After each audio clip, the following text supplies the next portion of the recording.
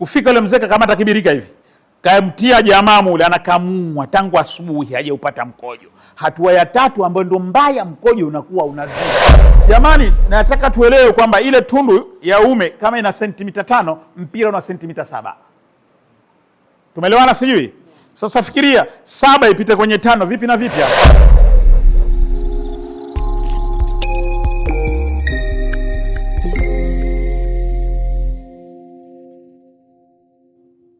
Nataka nimalizie ili nikuonyesheni kiungo cha wanaume kimoja. Kuna kiungo anacho mwanamume tu ambacho ndo sasa ndo ndicho tunanyemelea, tunaumia sasa. Na dalili zake hatujui. Vile tunavyoumia hatufahamu.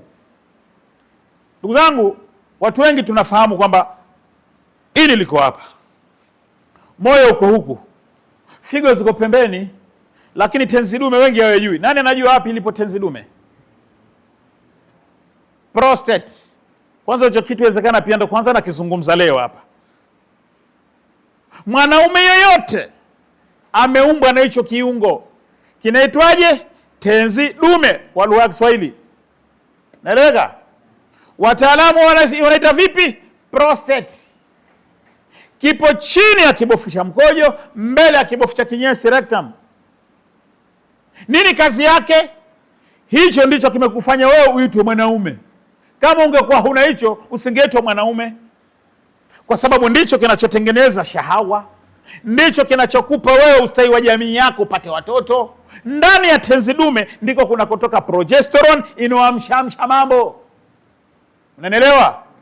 Waislamu loko nje, sogeni ndani. Ingieni ndani. Waliondoka mwape hizo habari. Hebu ingieni ndani kidogo. Wanaume nikutengenezeni, ingieni ndani. Narudia tena. Ushabalehe wewe kijana. Tayari ukishakubalehe, kuna vitu unavitaka, lazima upewe mke. Kwa hivyo nasimama kidogo kuonesheni vizuri Mwanaume yote hapa chini hapa. Naeleweka? Ndipo ilipo tenzi dume. Kwa maana nikisema hapa chini, kibofu cha mkojo hiki hapa, kwa ndani huko ndo unaikuta hiyo tenzi dume. Na kusudia nini?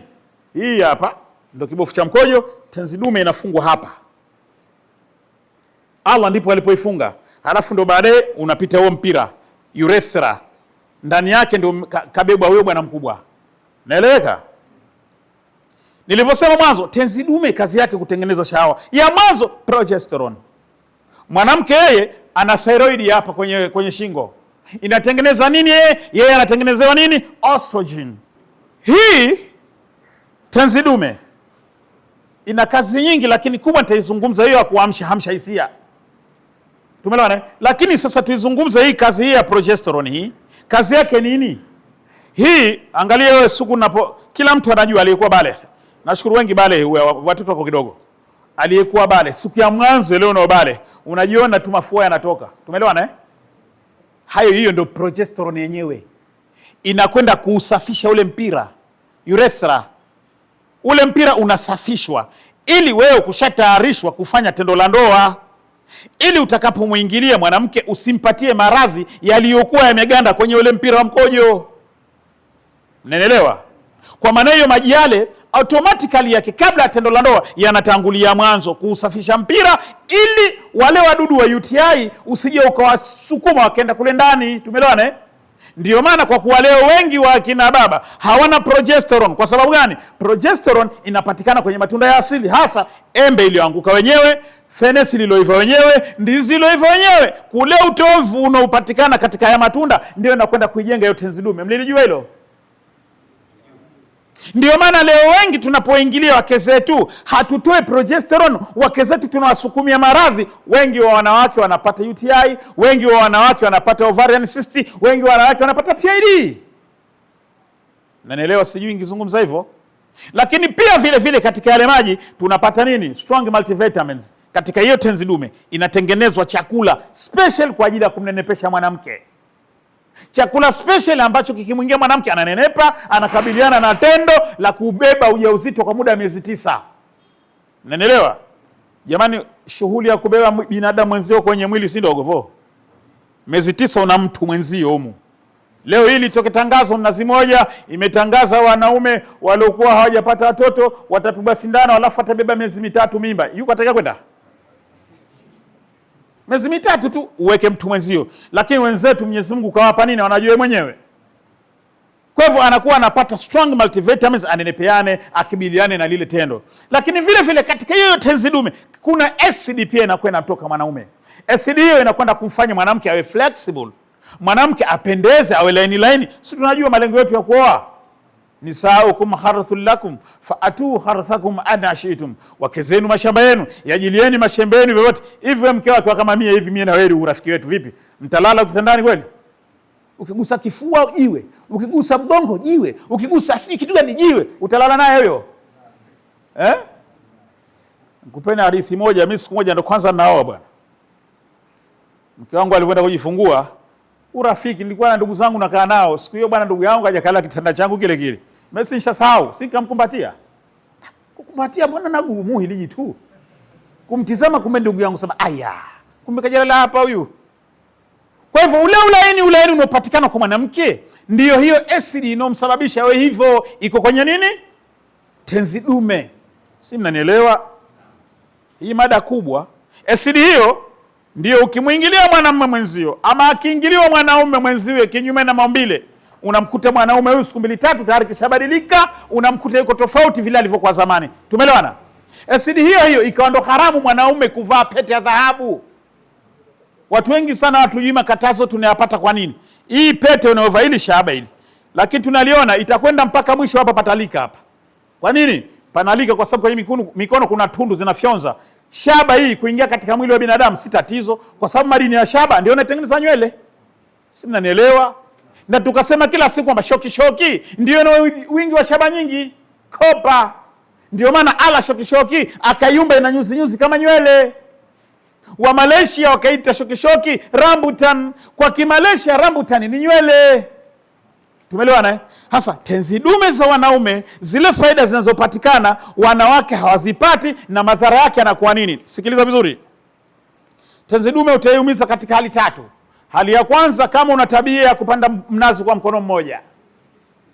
Mnanifahamu? Nyie vijana nyie. Mnanifahamu hiyo lugha? Simshaye kupanda mnazi mkono mmoja? Hapa. Tumeelewana? Mnanifahamu hiyo? Kupiga punyeto. Tenzi dume unaiumiza mapema. Unailazimisha hivi vitu nilivyovitaja vitoke kabla ya wakati wake. Nyinyi wadogo mjafika miaka 20, mkifanya tendo la ndoa mapema tayari tenzi dume zinaumia, baadaye mtakuja kutiwa mipira ya huko. Miaka 15, 16, 17, 18, hapa bado kwenye tendo la ndoa hujakomaa. Tenzi dume yako ndo kwanza mpya. Subiri kidogo kwenye 21, 22 ukipoa mke, ya Allah. Tumeelewana vizuri? Wanao mchezo hapo baadaye ndio wanapata hilo tatizo ambalo nitalizungumza. Lakini wa pili, wanaoanza mahusiano mapema.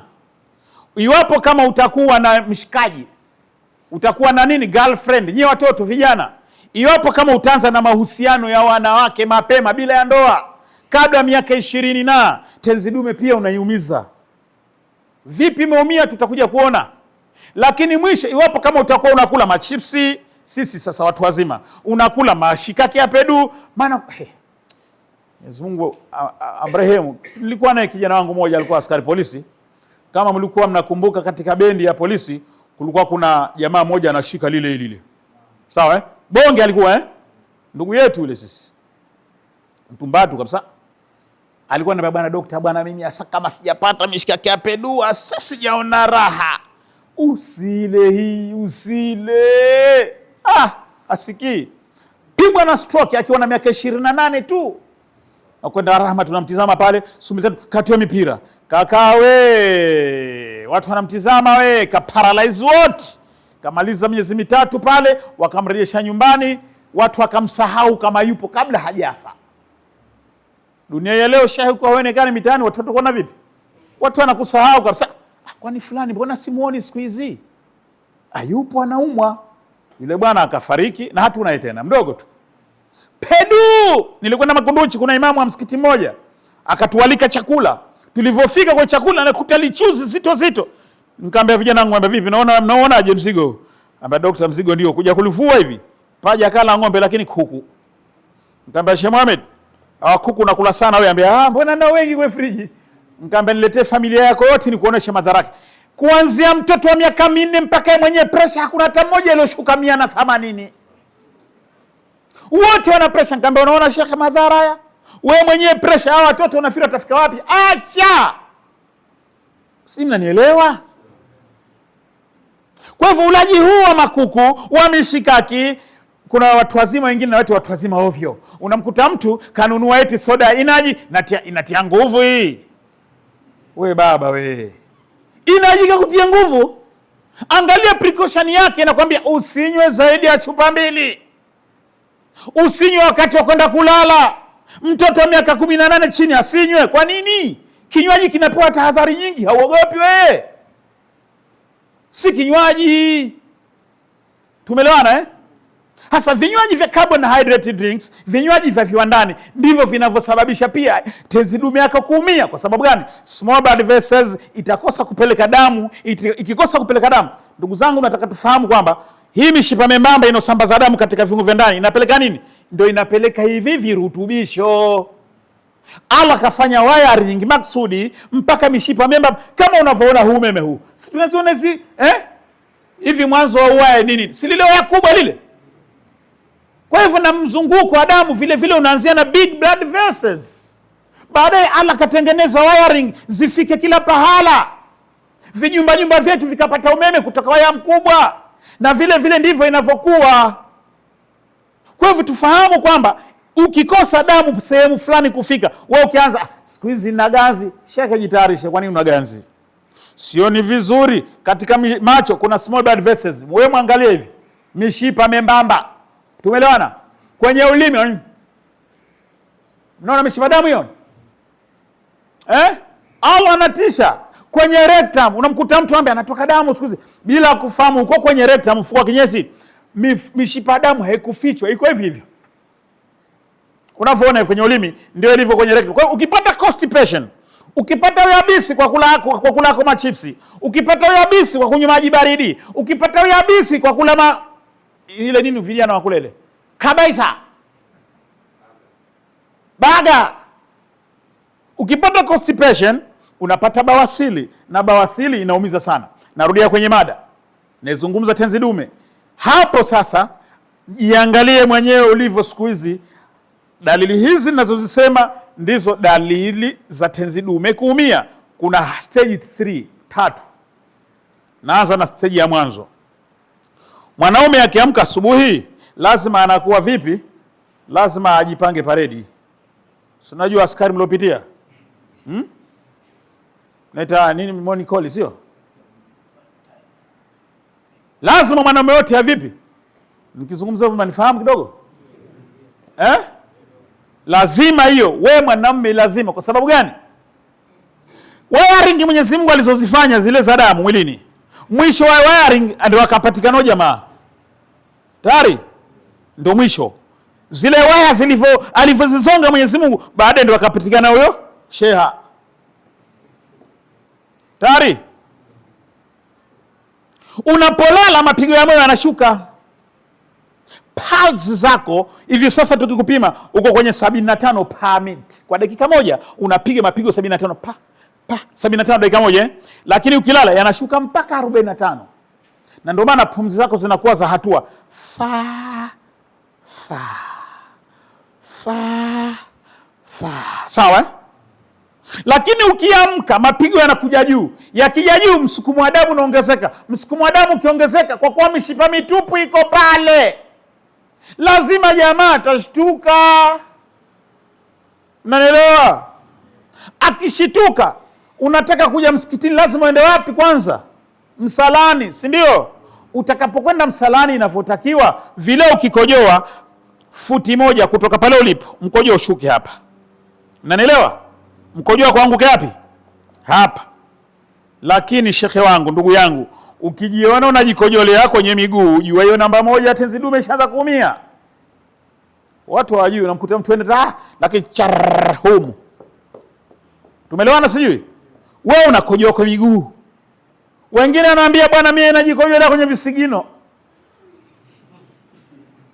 Tumeelewana? Hii ni dalili moja ya tenzi dume ishaanza kuumia. Tenzi dume yako ishaanza kukamata ule mpira. Tenzi dume yako haizalishi progesterone. Tenzi dume yako haizalishi tena ACD. Tenzi dume yako haizalishi tena strong multivitamins ambazo tulishaona kazi yake huko nyuma Lakini katika hii stage ya mwanzo kuna hatua nyingine. Unaweza ukenda chooni, unajihisi una mkojo toka, unakwambia subiri kidogo, sekunde 1, 2, 3, unaanza kuona to, halafu mwembamba, halafu po, ndio umemaliza. Lakini hafla unakuja tena huo. Tumeelewana Stage ya mwanzo habari zake zinakuwa kama hizo. Ukijiona hivyo, take action, chukua hatua. Stage ya pili, si tunajua si wanaume mambo yetu, ukiwa nyumbani na utulivu na upatikana, lazima habari ziende, si ndio? Nisaukum harthun lakum fa'atu harthukum anashitum. Wake zenu mashamba yenu, yajilieni mashamba yenu vyovyote. Utataka ulime kidogo, utataka upalilie kidogo, utataka upige slasha kidogo. Lakini utaishangaa, mbona mimi bado sijafika hiyo miaka 50 naambiwa. Eti kuna watu wanajidanganya eti kwamba binadamu kila akiwa mtu mzima eti nguvu za kiume hana. Uongo. Wazee wetu walioa vizee na walizaa. Tena vilikuwa vizee kweli kweli. Na hilo kalithibitisha Mtume sallallahu alaihi wasallam alivyosema, oweni watoto wadogo, nyie watu wazima, oweni watoto wadogo. Mtu mzima gani leo akawe mtoto mdogo? Mikojo hii inotupenya. Tuko moja? Tumeshazumiza hizi tenzi dume, ambayo wewe tenzi dume ndo muhimili wa tendo la ndoa. Prostate ndiyo nguvu zote, ndo betri hiyo ya kupiga kanyonyonyo. Hiyo betri lazima iwe na chaji. Sasa hatua ya pili, unaanza kulose, unapoteza hisia za tendo la ndoa. Huku moyoni wataka, lakini huko jamaa hana habari kabisa. Utabaki tu haishiki. Haishiki. Labda betri ina chaji, nenda ukaichaji. Wewe utachaji moto ukileta pale pale. Haishiki. Tumeelewana sijui? Ulivyozoele haipo tena. Umekwenda nazungumza kitu kizima, unanielewa? Umekwenda umelazimisha kwa taabu, umepata gari nyingine, umekuja kuunganisha pale kubusti. Sawa? Itawaka, ikesha kuwaka, lakini iko kwenye mwendo unasikia hata kwa nyanya hujafika. Tenzi dume inaumia. Hatua ya pili ya ndugu yangu, unanifahamu sijui? Mwingine anakuambia mimi jisu langu kali. Sasa wakati unakwenda hapo, hiyo gia yako moja hiyo, namba 1 hiyo. Yaani wewe Vespa unabadilisha namba 4 kwenda mjini. Wewe hiyo namba yako moja, hiyo sute ipasua. Hiyo moja unaokwenda huko mjini hiyo. Naeleweka hiyo? Kwa sababu unaweza kuongeza tena. Hiyo moja. Lakini umekwenda juu, ushafika mpaka juu ya mnazi. Unakata tawi na manazi 20. Unategemea inaanguka kama hapa watu wanajua huko kumeangushwa nazi. Si ndio? Lakini mshindo ukifika chini unasikia chwa. Yale maji yanayokutoka mepesi, hafifu, mpaka mtu anakuuliza, vipi ndio kushamaliza? Si mnanielewa wazee zangu? Shamaliza mbona sijahisi? Labda nsharogo. Akuroge nani ndugu yangu? Kama mie baskeli huna kuroge nani? Hii ni hatua ya pili. Nguvu zinakata. Mnanielewa? Nazungumza kitu kizima sana hapo. Nguvu zinakata kabisa. Sasa watu wanahangaika sasa kutafuta mavega. Akisikia kuna Mkongo kesha afika. Huna Mkongo, huna Mzaire, huna Musudani. Huyo keshaumia, hataki tena Mkongo. Hatua ya tatu ambayo ndo mbaya ndugu yangu sasa. Hii ndi mbaya.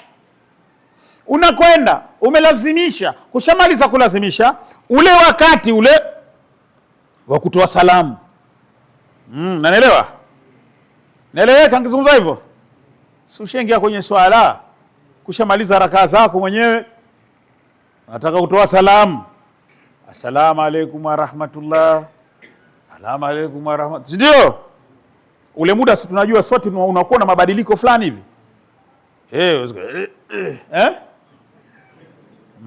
Mmenifahamu? Ule mshindo, ule mlio unaotoa unakuwa mkali kuliko kawaida. unagugumia maumivu. Wewe uhisi kama ni maumivu, unaona ndo raha yenyewe. Utakapojiona hivyo, usikubali kuyaachia ndani. Hebu yakinge, kuna hatari kuja kukuta damu ndani yake. Jamani, tunaumia. Kuna kina mama wengi wanaturipotia madaktari, mimi nikimaliza tendo la ndoa najiona ninatoka damu. Kumbe hakutoka yeye, katoka mwenziwe. Tumelewana sijui? Wanaume wengi tumeshapata tenzi dume ya katika hatua ya mwisho, tayari tuna bleed, inatoka damu wakati wa kumake ejaculation, wakati wa kutoa maji ya uzazi. Yanapopita pale pahala palipofinywa, yale maji pale yanakuwa yana acid, ile acid inaunguza, yale maji yanatoka na damu. Hatua ya mwisho ambayo ni mbaya, ule mpira ukesha kukamua, inakuwa kilichotoka huku hakishuki tena chini. Kuna siku niliyepigiwa simu, daktari, tuna mgonjwa wetu lakini tangu asubuhi analia, hatuambie ndo mwana nini. Wapi? Matemwe. Mimi Matemwe mwenyeji kwetu. Nikaenda, nilivyokwenda ile nyumba iko kama kule, lakini namsikia huku mzee ananguruma kaguruguru. Vijana nikamwambia, kidume huyo, tenzi dume huyo. Kufika ile mzee kakamata kibirika hivi, kamtia jamaa mule, anakamua tangu asubuhi hajaupata mkojo. Hatua ya tatu ambayo ndo mbaya, mkojo unakuwa unaziba. Jamani, tunaumia. Na bila kusema hivi itakuwa hakuna njia ya kunusuriana. Yule mzee nilimchukua nikaja naye hospitalini kwangu Zana Herbal. Wengi na wafiri wanajua ushakuja Bubu Umelisaba pale ilipo Zana Herbal Clinic. Nilipofika pale hakuna njia ya kumsaidia kwa muda yule pale, lazima nimwekee katheta, mpira, nimtie mpira. Lakini mpira nimemtia unagonga, kila nikigonga naona damu inakuja. Kila nikigonga damu inakuja. Kibaya zaidi, sisi madaktari tuna huruma wakati mwingine, na lazima tufanye hivyo, hakuna njia nyingine. Ile hospitality, huruma yetu sisi, tukubali uumie ili lile tatizo lisiendelee. Jamani, nataka tuelewe kwamba ile tundu ya uume kama ina sentimita 5, mpira una sentimita 7. Tumeelewana sijui? Sasa fikiria 7 ipite kwenye 5, vipi na vipi hapa? Inabidi sasa tunatia kilainishi. Tukesha kutia kilainishi, tunausukuma mpira. Mpira nenda. Na ukesha kuingia pale tunaona huo unafuata. Sasa hapo utafanya nini? Shekhe, mkojo hautoki tangu asubuhi. Kibofu kishaziba. Kuna watu wanjitoboa mikoani waliokuwa wajinga huko wajui. Anakuta hakojoi, bofu lishaziba, tafuta bisibisi pu. Nanaelewa? Lakini sisi alhamdulillah katika watu tuliostarabika mwanzo wa Zanzibari. Si haba. Sina maana wengine si wastaarabu, lakini sisi tulistaarabika mwanzo. Kama walivyostaarabika Arabu wote, lakini wa Misri walistaarabika mwanzo. Ustaarabu ulianzia Misri. Kwa sababu ndio waliupata kutoka kwa Mtume Muhammad. Mstaarabu wa mwanzo Mtume Muhammad sallallahu alaihi wasallam. Kwa hivyo tunasema kwamba vile maumivu utakavyokuwa unayapata, inakuwa tayari hiyo ndio inakuwa ndio ugonjwa wa kansa yenyewe. Ugonjwa wa tenzi dume yenyewe.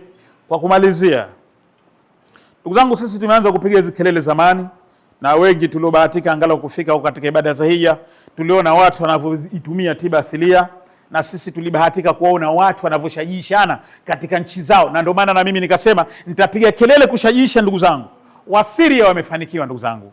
Na kufanikiwa kwenye vipi? Wanaihubiri tiba asilia, wanaihubiri tenzi dume, kwa sababu tenzi dume ndio Uislamu. Mtume kasema tuje duniani tuoane tupate kuongezeka kwa wengi, si ndio? Leo kama hatuzaliani ndugu zangu, kwa kuwa tushaumia, wapi Uislamu utaenea? Tujitibu, tutafute njia za kuhakikisha nguvu za kiume zinarudi tena upya. Tuoeni wake 2, 3, 4 kama tulivyoambiwa na dini yetu, si ndio? Hebu nani mwenye 3 humu ndani? Hatuna kitu. Inna lillahi peke yangu basi. Zamani nilikuwa kuuliza msikitini kwa wazee, vidume vinanyanyuka. 3 minal mu'minina rijal sadaqu ma ahada Allah alayhi. Katika Mwenyezi Mungu katika waumini, katika kuna vidume.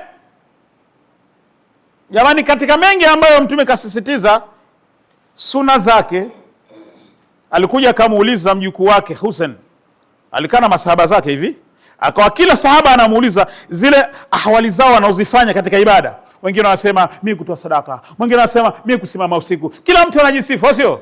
Hasa Hussein alikuwa yuko mbele ya Mtume sallallahu alaihi wasallam. Maana sana alikuwa Hussein huko mbele, Hassan akawa yuko nyuma. Akamwambia ya Hussein, ma uhibu fi nafsik. Akamgeukia akamtazama babu yake namna hii, alafu akarudisha kichwa, tuzawiji. Akamwambia mimi napenda kuoa. Na kweli huyu kidume alikuwa anaoa mpaka baba yake Sayyidina Ali akawa anapita mitaani, bwana sasa hivi akija msimpe. Tumswalie Mtume. Kwa sababu alioa sana na alikuwa kijana mdogo. Sasa wakawa wanamwambia wanawake, basi tunakutaka wewe, kwa sababu alikuwa handsome boy, wajukuu wa Mtume. Kuna mmoja kafuata sura ya babu yake. Wanawake wanamtaka, wanakuwa kipindi hicho Uislamu umeenea. Mwanamke anakwenda pahala sabana, mimi nataka niolewe na fulani. Na Mtume mwenyewe alikuwa kinadia, ya mahashara shabab man istatatu minkum ba'atha falyatazawaj. Nye vidume wanaweza harbu za uke, harbu za wanawake aje hao, si mnazijua. Wana vitu huko hao. Si kwamba labda hakupende, atakufanyia tu alimradi akufanyie tu wewe. Hasa na ikiwa hujapata hiyo elimu, utaishia kazi yako kuoa na kuacha. Wewe sahamili. Vijana nasema wewe komaa, ndo alivyo wao. Hata wafanyie vipi hawana shukrani. Wewe utamkuta mtu ete kwa kuwa amerudi saa 3 kakununia mke wangu. Eti na wewe unaona unampa mgongo tena na yeye analala kama alivyolala. Hapana. Mwite, mbembeleze, umwambie ndio anavyotaka ndivyo alivyoumbwa. Tumeelewana Sio karudi kakufungia mlango, utalala huko, usinzingua. Wewe mwanamke aambiwe maneno hayo. Tumeelewana sijui? Hasa harbu zao zinakuwa nzuri pale ambapo anapoipata furaha, iwapo kama tenzi dume ilikuwa imekamilia. Nataka nimalizie hichi kisa ili nikupeni kitu kizuri. Kuna sahaba Mtume alikuwa na sura mbaya sana. Sheikh anaitwaje yule? Jumbere? Anaitwaje? Alikuwa na neema sura mbaya. Sheikh Salum hayupo. Alikuwa sahaba, alikuwa na sura mbaya kweli. Yaani wewe jioni una sura ngumu lakini wewe humpati. Ilikuwa pua zake ukika kwa nyuma huko unaziona. Anaambie. Neema kuwa na sura nzuri, neema kuwa na sura ile ipendezi neema. Sasa huyu bwana alichelewa kuoa. Mpaka siku hiyo Rasulullah akamfuata, kwa sababu Rasulullah pamoja na alikuwa Mtume, ilikuwa kwa wakati ule utume akaweka pembeni, akawamshikaji kwa masahaba zake. Akamfuata, ya vipi bwana? Mbona kimya? Una habari gani? Amba Rasulullah, mimi nahofia kuwa kutokana na sura yangu. Na yule alikuwa Mswahili mweusi. Na pale Madina walikuwa Arabu watupu. Tumeelewana? Bilali yeye alipata bahati kutokana na sauti yake, mtoto akampenda mwenyewe. Akasema mimi nataka niolewe na muadhini wa Mtume. Na Bilali akamchukua Marabu akaenda naye kufa naye Syria. Tumswalie Mtume. Ndivyo Mtume alivyoishi hivyo. Sasa huyu yeye aliishi vipi? Baada ya kumwambia Mtume sallallahu alaihi wasallam kama mimi na sura mbaya naogopa kwenda kuposa, akamuuliza, unamtaka nani wewe katika hii Madina? Na Madina ndio kama unavyojua Makureshi watupu. Kipindi hicho Mtume watu walikuwa jinasibu bwana, kuwa na Mtume raha bwana wanajinasibu, sisi tuko na Mtume. Na ndio maana akasema umma bora ni wale ambao waliishi na mimi pamoja, si ndio? Sasa wale walikuwa na jinasibu, hawaingiliwi. Na ndio maana wale muhajirina walipofika kule kwa Ansari wakasema nini? Huyu Mtume wetu sisi msitusumbue, tutakamata uhalifa hapa mpaka tumalize, alafu ndio mtakuja nyie.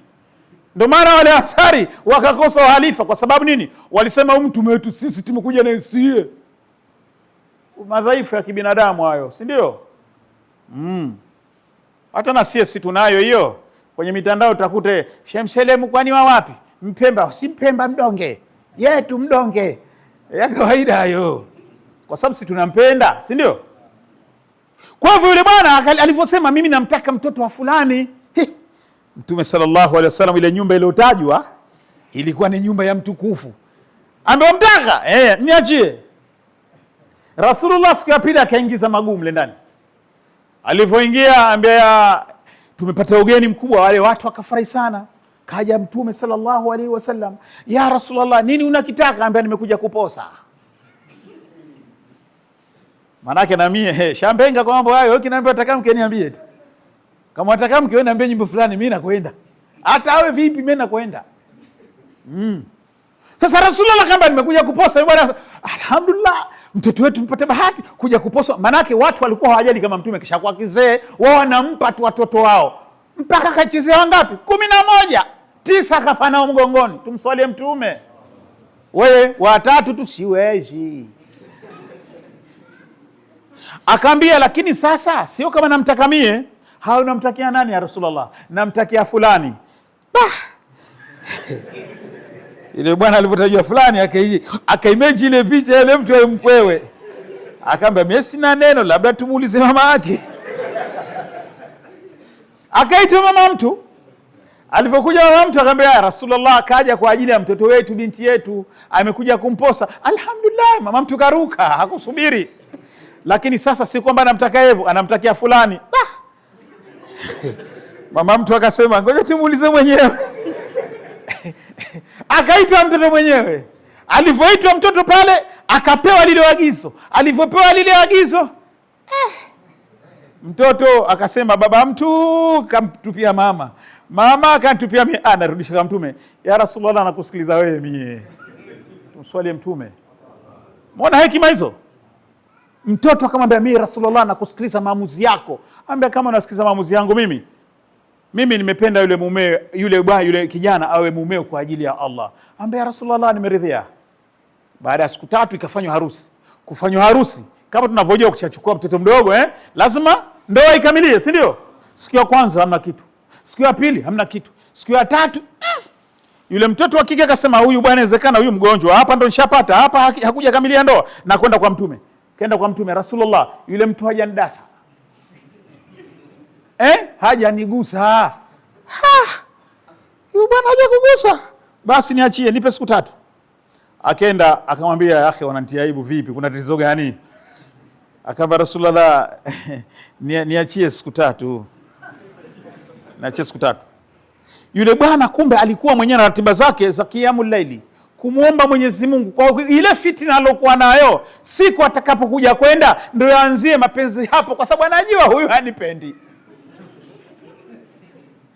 Baada ya siku 3 zile kupita, zile siku 3 zile, Rasulullah na yule mama alimpa siku 3. Baada ya siku 3 njoo nisikilize, njoo niambie tena. Siku ya 4 ikapita kimya. Siku ya 5 kimya, wiki kamalizika. Mtume huyo akasema hili langu nende, kuna nini? Mbona hawajaje wote hawa? Lakini kufika wanamkuta mama yupo kwenye mapaja ya sahaba wa Mtume Muhammad. Akanyanyuka kumsalimia Mtume. Ambaye nimekuja kuwasalimia vipi? Kuna habari? Kuna chochote? Ambaye hakuna chochote ya Rasulullah.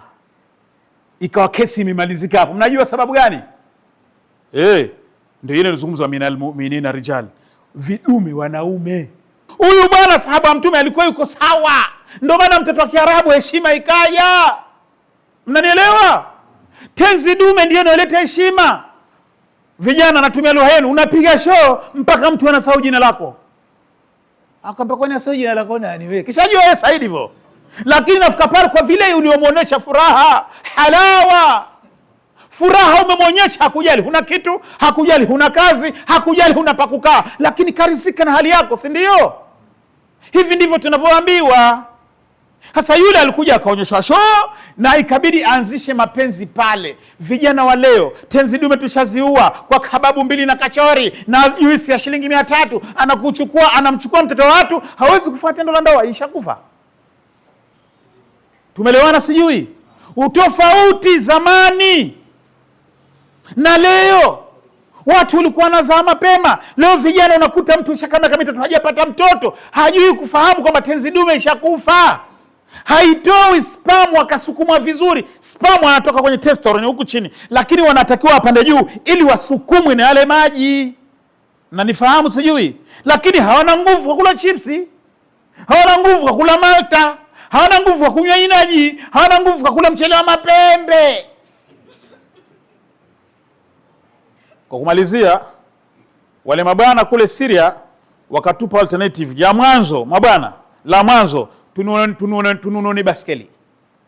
Tumeacha tabia ya kuendesha baskeli. Baskeli ni moja kati ya tenzi dume ya kwanza, nawaambia, na hata watazamaji watakuwa niangalia.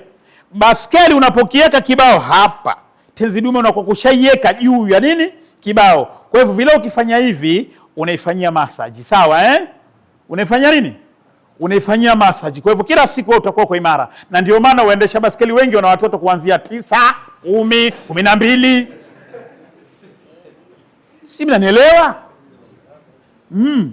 Sasa tunueni baskeli la mwanzo, ile wenzetu wamefanikiwa, na nalizungumza hili mpaka kwenye vyombo vya habari, hata katika maredio, kumwomba Mheshimiwa Rais wa Zanzibar aweke siku moja maalumu Wazanzibari wote isiwe ruksa kupanda gari wala pikipiki.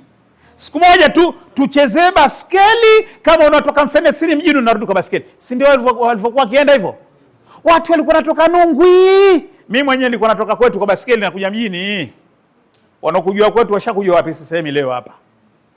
Si mbali lakini si karibu. Maili 21 kutoka mjini. Ushakujua? Na utwanga wa. Na ndio maana siku nilipopewa, wewe nione hivi hivi, 9 tayari ngapi? 9, wallahi 9. Yuko huyo kijana kama hiyo sasa hivi.